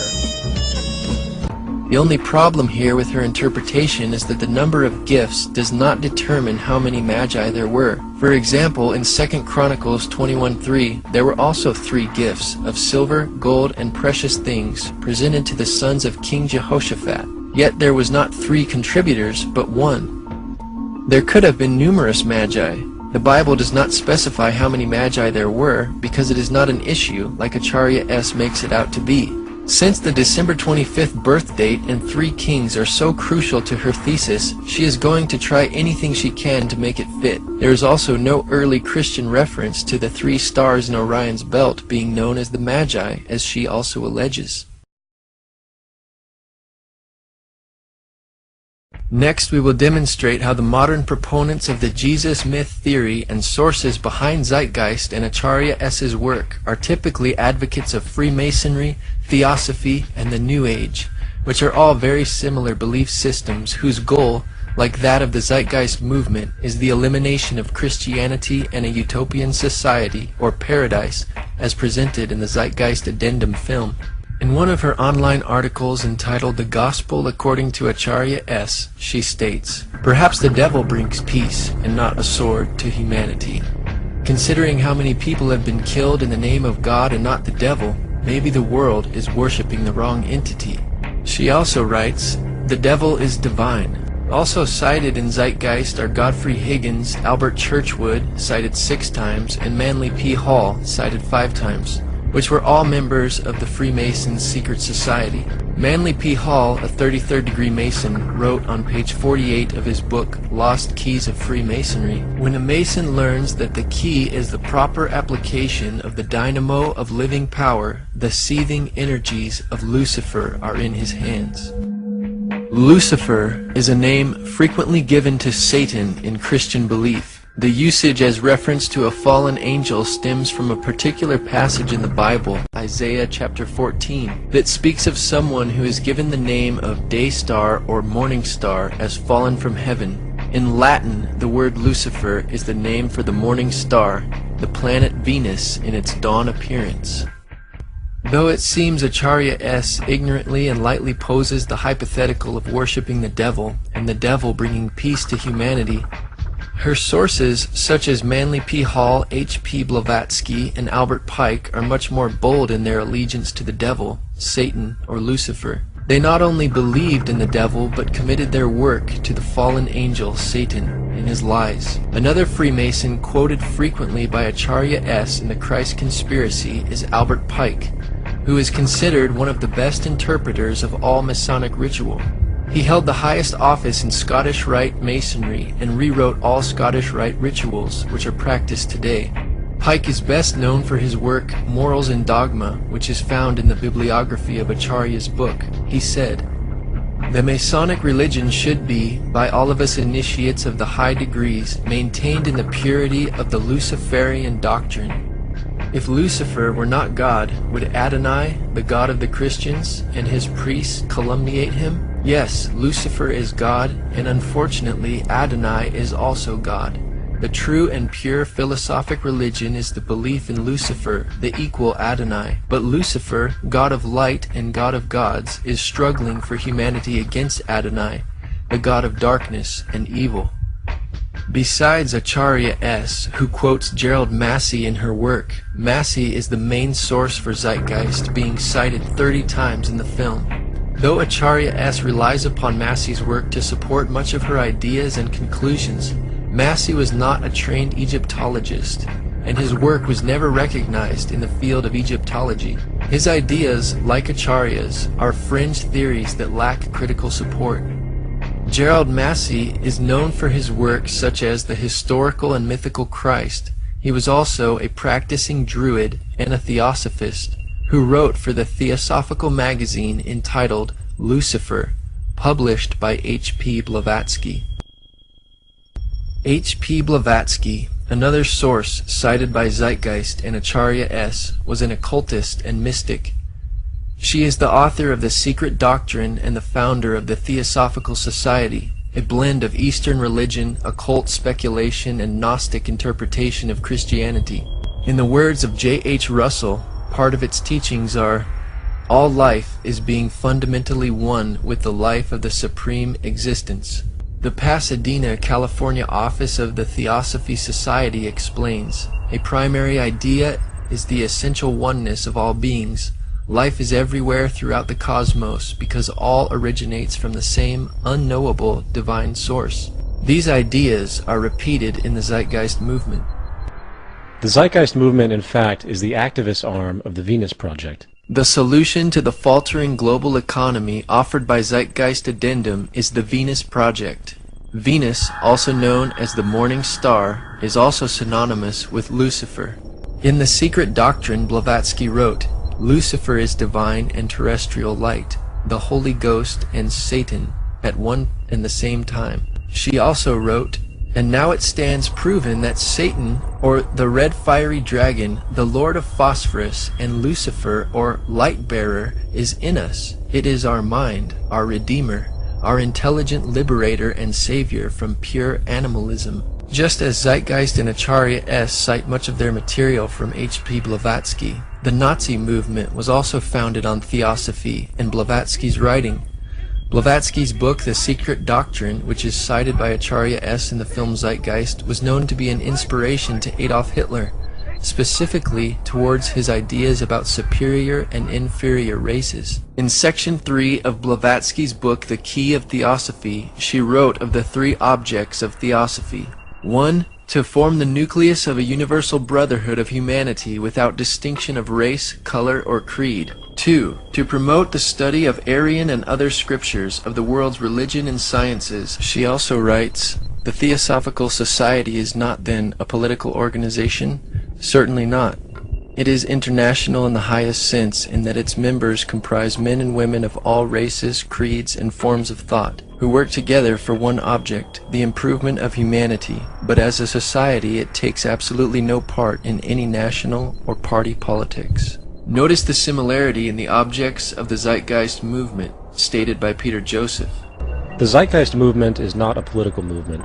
It does not recognize divisionary notions such as nations, governments, races, religions, creeds, or class. Rather, we see the world as one organism, with the human species as a singular family. What the Venus Project represents and what the Zeitgeist movement hence condones could be summarized as the application of the scientific method for social concern. Today, the modern New Age revival can be traced back to H.P. Blavatsky and the founding of the Theosophical Society. Blavatsky's prize pupil, Alice Bailey, developed Blavatsky's teachings into an organized system and coined the term New Age. Bailey taught that humanity must achieve enlightenment by realizing its divinity. Bailey's teachings are kept alive today by the Lucis Trust. The organization was originally called the Lucifer Publishing Company, according to a statement on their website, because Bailey considered Lucifer, the fallen angel, a positive principle, as did H.P. Blavatsky, whom they cite as a great teacher. Though Acharya S. is not a practicing Theosophist, Freemason, or Druid like her sources, she does demonstrate loyalty to the New Age movement, which is no different. On page 416 of the Christ Conspiracy, she says, despite the vilification of the so-called New Age movement, the fact is that we are entering into a new age. The age referred to in the gospel tale is that of Pisces, and through contrivance and duplicity, coercion and slaughter, the fish god Jesus, the Piscean solar avatar, has indeed been with us. But now it is the close of the age, and his time is over. As Hancock says, we live today in the astrological no man's land at the end of the age of Pisces, on the threshold of the new age. The Zeitgeist movie opens with a quote from Jordan Maxwell's Inner World of the Occult. The more you begin to investigate what we think we understand, where we came from, what we think we're doing, the more you begin to see we've been lied to. Maxwell was also heavily influenced by H.P. Blavatsky and Theosophy. Helena Petrovna Blavatsky? Right. Yes, I have all of her works. I think her best work was Isis Unveiled, Part 2, which is theology. Right. And that was an exceptional work. I think that Helena Petrovna Blavatsky, the Russian mystic, was a very wise and perceptive lady. Manly Palmer Hall, one of my very good friends. Manly Palmer Hall, one of my very good friends. This main authority behind Zeitgeist and proponent of the New Age, Jordan Maxwell, believes he was put here by aliens to start his own religion. He is also one of Acharya's sources for the Christ Conspiracy. 2 white glowing objects came in very slow. They were not flying as such. They appeared to be just electronically or magnetically floating. And as they floated overhead, 5 more came in behind them, and at that point I totally went ballistic. I decided to rent a convertible and drive back up to Area 51 by myself, and no one knew this, and go back out to where we had had this experience by myself, which I did. About a month later, now we're at the beginning of summer, I get a phone call from Paul, my publisher, who lives in Escondido, right down by San Diego. And he's telling me about this young lady who was a past life regressionist. And he said, you gotta go see this girl, she's sensational. And she says, well, and I'm just telling you what she said. She said, they are Pleiadians, and they have brought you here to do something. And you are ultimately going to be a emissary, was the word, an emissary for them. They're going to channel through you. They're going to use you, and they will speak through you. In the end, the most relevant change must occur first inside of you. The real revolution is the revolution of consciousness, and each one of us first needs to eliminate the divisionary, materialistic noise we have been conditioned to think is true, while discovering, amplifying, and aligning with the signal coming from our true empirical oneness. It is up to you. That depends on you and not somebody else. You yourself are the teacher and the pupil, you are the master, you are the guru, you are the leader. You are everything.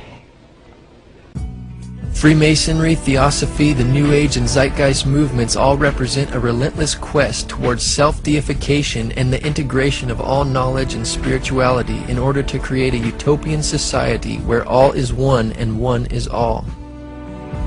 The Bible is also in a head-on collision with this movement because, in contrast, it teaches that all is not one, all is not God, and human beings are not God.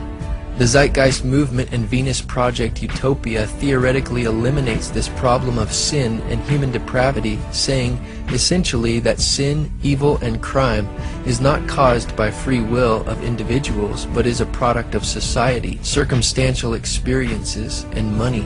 There is no such thing as a criminal. As repeatedly expressed, the monetary system generates corruption by its very construct. As far as society today, the most fundamental condition for offensive behavior is derived from the monetary system. In contrast, the Bible teaches that humanity's crises stem from the evil and sin of humankind. The Zeitgeist movement blames money for offensive behavior, whereas the Bible teaches the love of money is the root of all evil, bringing the cause of sin back to the individual's free will and choice. The doctrines of these movements forever removes any possible fellowship with Christians. The only obvious solution to this problem is the eradication of Christianity, as Acharya S. reveals on page 416 of her book, quoting Zeitgeist source Edward Carpenter. As for Christianity's role in this new age, Carpenter states, Christianity, therefore, as I say, must either now come frankly forward and, acknowledging its parentage from the great order of the past, seek to rehabilitate that and carry mankind one step forward in the path of evolution, or else it must perish. There is no alternative.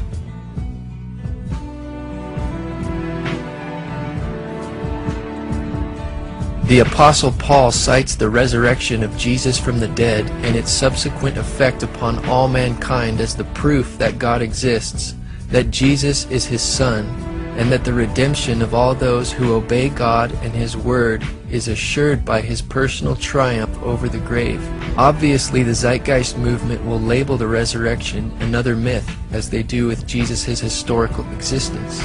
A cardinal doctrine of the Christian faith is the death and resurrection of Christ.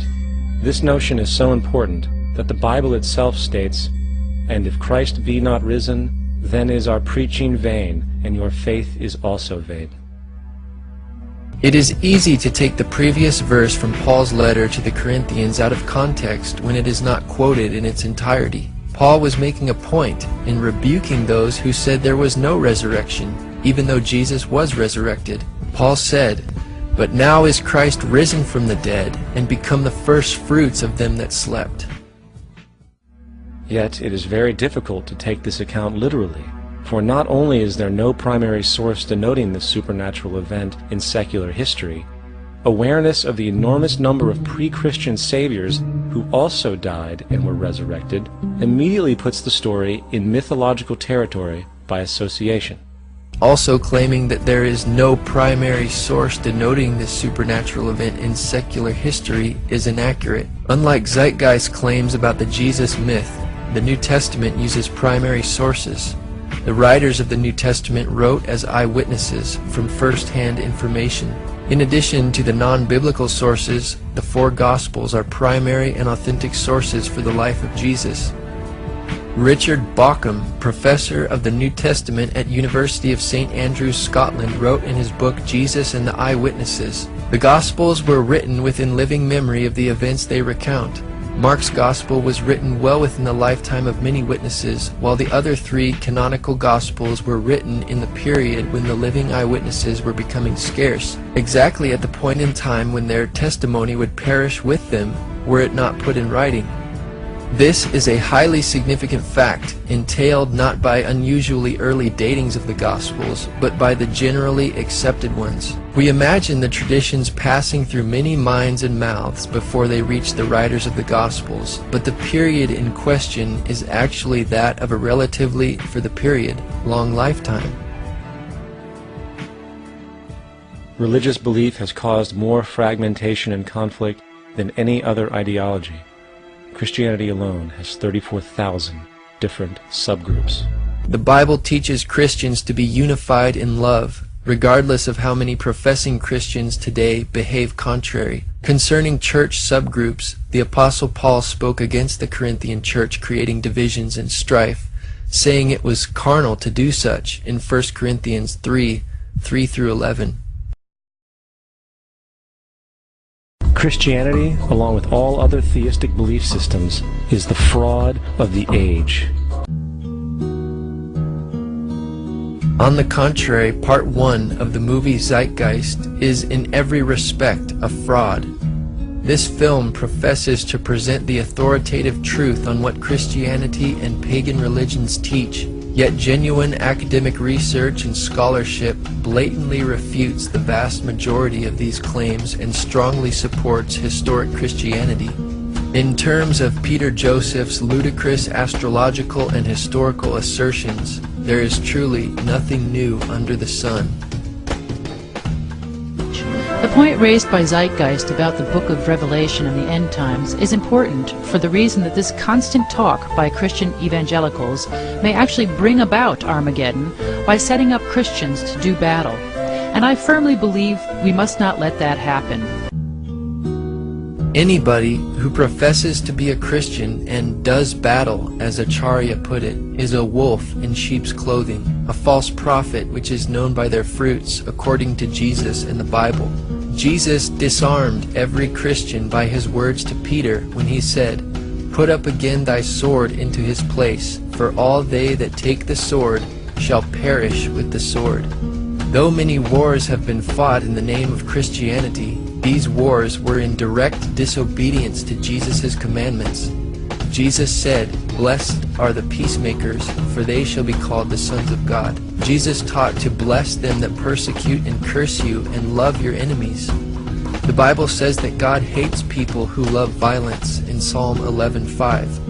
John the Baptist said to do violence to no man in Luke chapter 3 verse 14. Thus the Bible leaves no exceptions for a Christian to do battle if they are to obey its teachings. Commonly, people misunderstand the difference between the Old Covenant and New Covenant. The New Covenant is God's revelation to all mankind through Jesus Christ, His Son. The Old Covenant had symbols and shadows for the Jewish people of the New Covenant. Circumcision was a symbol of spiritual circumcision of the heart. Solomon's temple was a symbol of the spiritual temple of the church.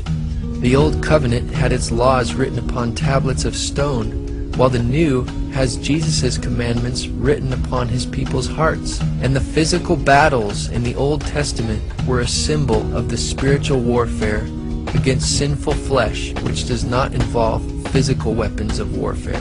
Contrary to Acharya's interpretation, the book of Revelation is clear in that the beast or evil world empire is given power over all nations to make war with Christians and overcome them.